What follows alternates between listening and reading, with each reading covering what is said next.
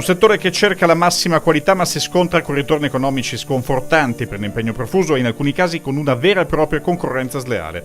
Alla 32esima Assemblea Generale dei Delegati di Aprolav, l'associazione dei produttori di latte veneti, i dati confortanti di una produzione di sempre più alto livello non bastano. Come va a chi produce latte in Veneto? Malissimo, perché c'è questa compressione che arriva un po' dalla Germania di prodotto che loro hanno in più e che riversano ai nostri industriali che se lo accaparrano, e lo sappiamo benissimo i bilanci loro come diventano dopo, quando è il momento che li pubblica Camera di Commercio, e questo dà veramente fastidio perché c'è sempre più divario fra quello che stanno pagando le nostre cooperative, e per fortuna che esistono, rispetto agli industriali.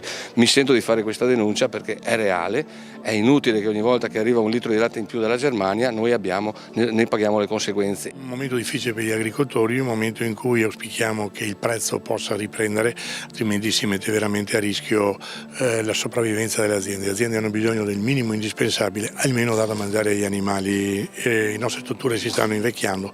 Questo è il messaggio che diamo alle nostre istituzioni: bisogna riprendere gli allevamenti, mettere gli allevamenti in una situazione di sopravvivenza dignitosa. E comunque il modello produttivo veneto è un caso di studio internazionale che all'Assemblea Aprolav ha richiamato esperti dalla Svezia e dalla Russia per confrontare esperienze e metodi di promozione e produzione. Il progetto è iniziato nel 1976, ora l'Unione Europea ha introdotto anche il progetto sia del latte che della frutta nelle scuole. Il budget è aumentato, quindi sono a buon punto. Promote more milk into the schools. Italian sounding and Italian products are two different ways. Dice che appunto l'embargo li ha facilitati a produrre delle mozzarelle anche in Russia. Quelle che hanno attualmente non sono di cattiva qualità e comunque stanno migliorando sempre di più. Alla fine, nella fase di confronto con i produttori, ritornano ad emergere i problemi che affliggono la categoria.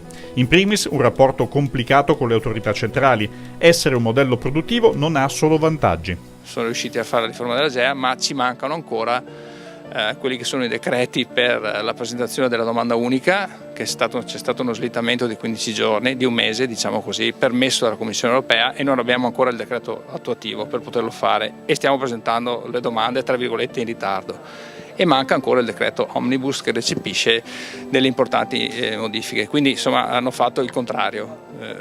Questo logicamente dà il senso delle priorità che ci sono. E vi complica la vita questo?